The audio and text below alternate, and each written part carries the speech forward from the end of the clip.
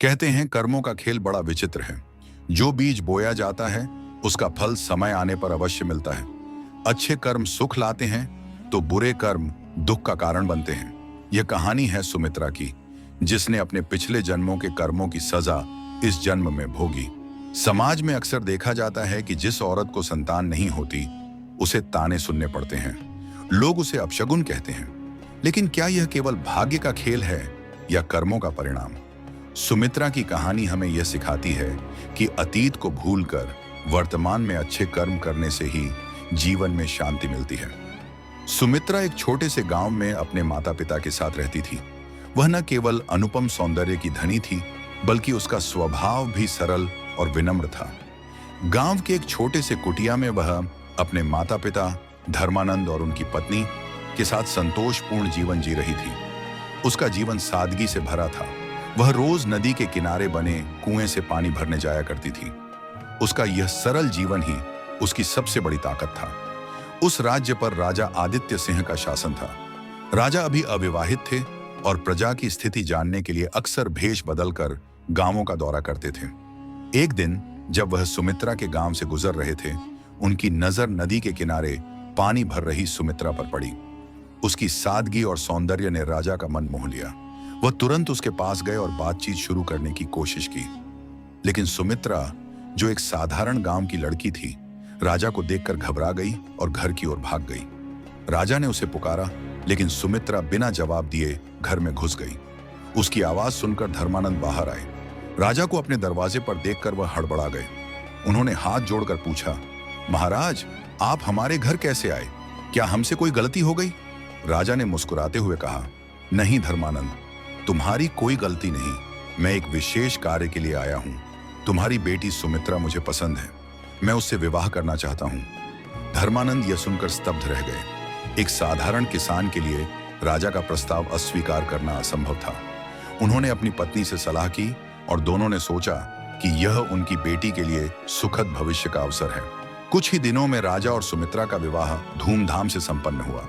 सुमित्रा राजमहल में रानी बनकर पहुंच गई। विवाह के शुरुआती दिन सुमित्रा के लिए स्वप्नवत थे। राजा आदित्य सिंह उससे बहुत प्रेम करते थे। वह उसकी हर छोटी बड़ी इच्छा का ध्यान रखते। समय बीता और सुमित्रा ने एक पुत्र को जन्म दिया। पूरे राज्य में खुशी की लहर दौड़ गई। सुमित्रा का जीवन परिपूर्ण लग रहा था। उसका बेटा अब 4 साल का हो चुका था और वह उसे बहुत प्यार करती थी। लेकिन समय के साथ राजा का व्यवहार बदलने लगा। उनका ध्यान सुमित्रा से हटने लगा। एक दिन जब राजा नगर भ्रमण पर निकले, उनकी नजर एक अन्य महिला पर पड़ी जो सुमित्रा से अधिक आकर्षक थी। राजा ने जल्द ही उससे विवाह कर लिया और उसे राजमहल में ले आए। नई रानी, जिसका नाम मालिनी था, सुमित्रा को नीचा दिखाने में कोई कसर नहीं छोड़ती थी। वह हर मौके पर सुमित्रा को ताने मारती और उसका अपमान करती। राजा भी धीरे धीरे सुमित्रा से दूरी बनाने लगे। वह मालिनी के प्रभाव में आ गए और सुमित्रा की बातों को अनसुना करने लगे। मालिनी ने एक दिन राजा को सुमित्रा को महल से निकालने के लिए उकसाया। राजा ने अपने पुत्र को अपने पास रखा और सुमित्रा को महल से बाहर कर दिया।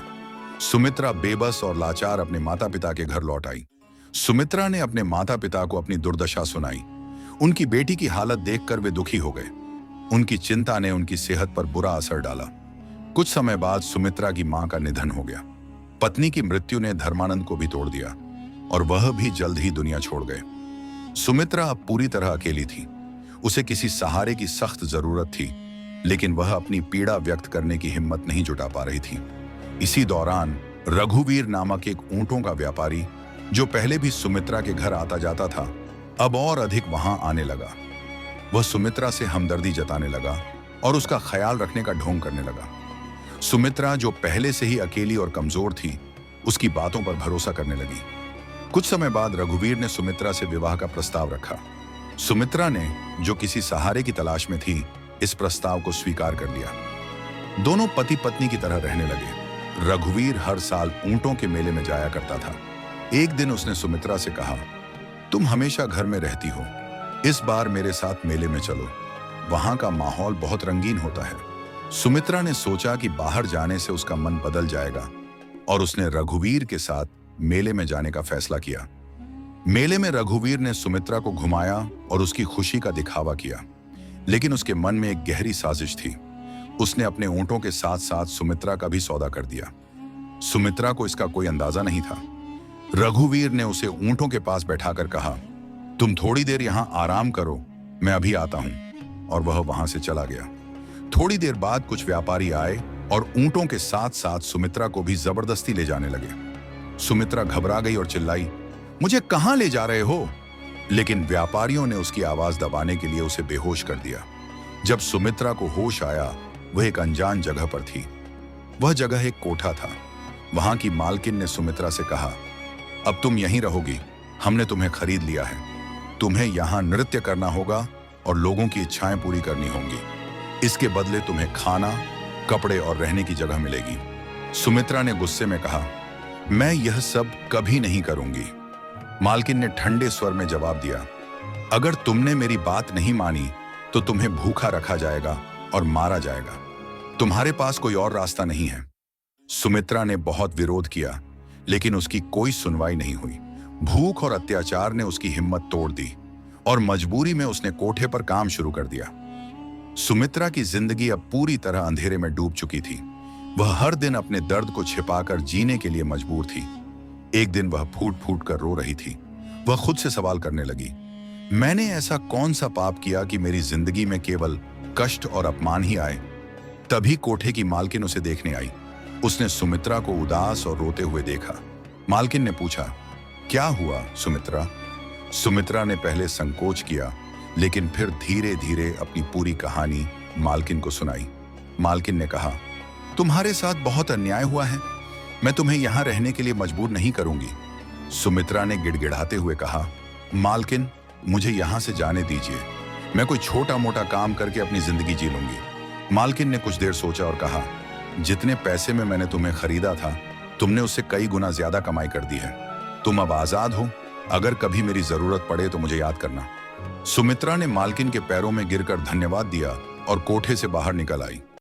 लेकिन उसके पास न रहने का ठिकाना था, न खाने का साधन।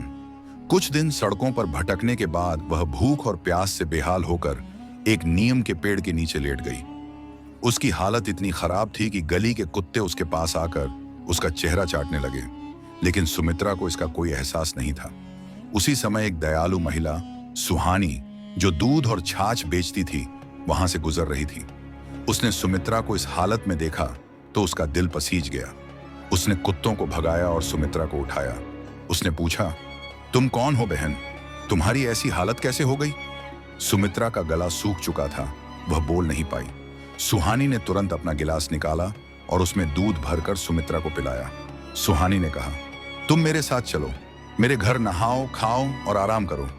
सुमित्रा ने कोई प्रतिक्रिया नहीं दी, लेकिन सुहानी ने उसे सहारा देकर अपने घर ले गई। उसने सुमित्रा को नहलाया, अच्छे कपड़े पहनाए और खाना खिलाया। धीरे धीरे सुमित्रा को होश आया। सुहानी ने प्यार से पूछा, अब बताओ, तुम कौन हो और तुम्हारे साथ क्या हुआ? सुमित्रा ने पहले अपनी कहानी बताने में हिचकिचाहट दिखाई, लेकिन सुहानी की सहानुभूति ने उसका मन खोल दिया। उसने अपनी जिंदगी के सारे दुख सुहानी को सुना दिए। सुहानी की आंखों में आंसू आ गए। उसने कहा, तुम मेरी बहन हो। मेरा पति अब इस दुनिया में नहीं है और मैं अपने बेटे के साथ अकेली रहती हूं। तुम मेरे साथ रहो, हम मिलकर जीवन का गुजारा करेंगे। सुमित्रा ने कहा, मैं तुम्हारे लिए बोझ नहीं बनना चाहती। मेरे जीवन के कांटे तुम्हें भी चुभ सकते हैं। सुहानी ने उसके कंधे पर हाथ रखकर कहा, दुख बांटने से कम होते हैं, मेरी चिंता मत करो। सुमित्रा ने सुहानी की बात मान ली और उसके साथ रहने लगी। सुमित्रा घर के काम संभालती, जबकि सुहानी दूध बेचने जाती। अब परिवार में एक सदस्य और जुड़ गया था, इसलिए सुहानी को ज्यादा मेहनत करनी पड़ती थी। सुमित्रा ने एक दिन सुहानी से कहा, अगर मैं भी तुम्हारे साथ दूध बेचने जाऊं तो हमारा गुजारा बेहतर हो सकता है। सुहानी ने पहले मना किया, लेकिन सुमित्रा के आग्रह पर वह मान गई। दोनों मिलकर दूध बेचने लगी। 3 महीने बीत गए। एक दिन सुहानी दूध बेचने जा रही थी, तभी उसका संतुलन बिगड़ा और दूध का घड़ा टूट गया। सुहानी रोने लगी। सुमित्रा ने उसे संभाला और कहा, दूध के लिए क्यों दुखी हो रही हो? मेरा पूरा जीवन नष्ट हो चुका है, फिर भी मैं खड़ी हूं। सुहानी के पैर में चोट लग गई थी, इसलिए सुमित्रा ने उसे घर पहुंचाया और उसकी देखभाल की। सुहानी की चोट ठीक नहीं हुई, उसका शरीर कमजोर होने लगा। सुमित्रा दिन रात उसकी सेवा करती, बच्चे का ख्याल रखती और दूध बेचने का काम भी संभालती। 6 महीने बाद सुहानी की हालत बिगड़ गई और उसने अंतिम सांस ली। सुमित्रा के लिए यह बड़ा झटका था। सुहानी के बेटे की देखभाल अब उसकी जिम्मेदारी थी। बच्चा अपनी मां की मृत्यु के बाद उदास और चिड़चिड़ा हो गया था। सुमित्रा उसे समझाती कि उसकी मां भगवान के पास गई है। धीरे धीरे बच्चे ने सुमित्रा को अपनी मां मान लिया। समय बीता और सुहानी का बेटा 19 साल का हो गया। वह सुमित्रा की मदद करने लगा। एक दिन लकड़ियां लेने के लिए दोनों पास की पहाड़ी पर गए। सुमित्रा एक सूखे पेड़ पर चढ़कर लकड़ियां काटने लगी। तभी जिस टहनी पर वह खड़ी थी वह टूट गई।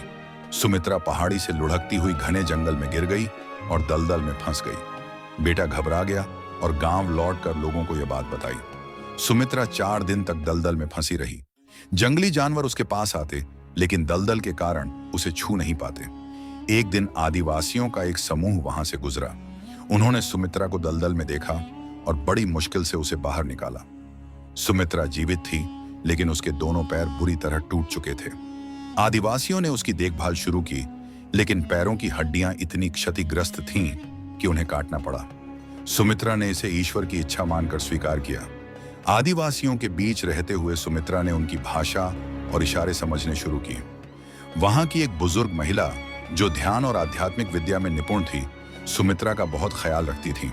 सुमित्रा को पता चला कि वह महिला एक विशेष ध्यान विधि जानती थी, जिससे व्यक्ति अपने पूर्व जन्म को देख सकता था। सुमित्रा ने जिद की कि वह अपने पिछले जन्म के बारे में जानना चाहती है। बुजुर्ग महिला ने समझाया, अतीत में झांकने से मन की शांति खो सकती है। जो प्रकृति ने भुला दिया उसे भूल जाना बेहतर है। लेकिन सुमित्रा ने कहा, मैं जानना चाहती हूं कि मेरे जीवन में इतने दुख क्यों हैं। महिला ने उसे एक कठिन ध्यान विधि सिखाई। सुमित्रा ने 3 साल तक साधना की और अपने पिछले जन्म में पहुंच गई। उसने देखा कि उसका नाम निर्मला था। वह एक साधारण परिवार की थी, लेकिन उसे संतान सुख नहीं मिला। इस कारण वह अवसाद में चली गई थी। गांव वाले उसे ताने देते थे। अपनी निराशा से बचने के लिए उसने एक तांत्रिक की सलाह पर 11 बच्चों की बलि दी, यह विश्वास करके कि इससे उसे संतान मिलेगी। उन बच्चों के परिवार बर्बाद हो गए। कुछ माता पिता ने आत्महत्या कर ली और कुछ उसे बद्दुआ देने लगे। मृत्यु के बाद भी उसकी आत्मा को शांति नहीं मिली। सुमित्रा को एहसास हुआ कि उसके पिछले जन्म के पाप ही उसके वर्तमान दुखों का कारण थे। वह पछताई और अपने पापों का प्रायश्चित करना चाहती थी। सुमित्रा की आत्मा भटक रही थी। एक तांत्रिक ने उसे वश में करने की कोशिश की, लेकिन सुमित्रा ने अपनी कहानी सुनाकर उसे रोक दिया। बाद में एक संत ने उसकी आत्मा को देखा और कहा, तुम्हें अपने पापों का प्रायश्चित करना होगा। मेरे आश्रम में आकर भजन कीर्तन करो। सुमित्रा ने उनकी बात मानी और आश्रम में भक्ति करने लगी। संत ने कहा, तुम अपने शरीर में लौट सकती हो, लेकिन अपने पाप तभी खत्म होंगे जब तुम 11 लोगों की मदद करोगी। संत के आशीर्वाद से सुमित्रा अपने शरीर में लौट आई। आदिवासियों ने उसकी देखभाल की। सुमित्रा ने ठान लिया कि वह अपने पापों का प्रायश्चित करेगी। सुमित्रा चलने फिरने में असमर्थ थी, लेकिन उसने हार नहीं मानी। वह घुटनों के बल चलकर जंगल में जरूरतमंदों की मदद करने लगी। एक दिन उसने एक सांप को कांटों से निकाला। सांप ने उसे धन्यवाद दिया। फिर उसने एक शिकारी को हिरण का बच्चा छोड़ने के लिए मनाया। शिकारी ने जानवरों को मारना छोड़ दिया। सुमित्रा ने एक भेड़िए के पैरों से कांटे निकाले। भेड़िया भी उसे धन्यवाद देकर चला गया। सुमित्रा ने महसूस किया कि हर प्राणी में भावनाएं होती हैं। उसने ठान लिया कि वह हर जीव की मदद करेगी। वह हर दिन जंगल में जाती और किसी न किसी की सहायता करती। सुमित्रा की कहानी हमें सिखाती है कि कर्मों का फल अवश्य मिलता है। पिछले जन्म के पापों ने उसे दुख दिए, लेकिन उसने प्रायश्चित के रास्ते को चुना। उसने न केवल इंसानों बल्कि जानवरों की भी मदद की। उसका जीवन यह दर्शाता है कि साहस, धैर्य और अच्छे कर्मों से कोई भी अपने जीवन को बेहतर बना सकता है। सुमित्रा ने अपने पापों का प्रायश्चित किया और दूसरों के लिए प्रेरणा बनी। दोस्तों, कहानी पसंद आई तो वीडियो को लाइक करें और चैनल को सब्सक्राइब करें। कहानी को अपने दोस्तों के साथ शेयर करना ना भूलें।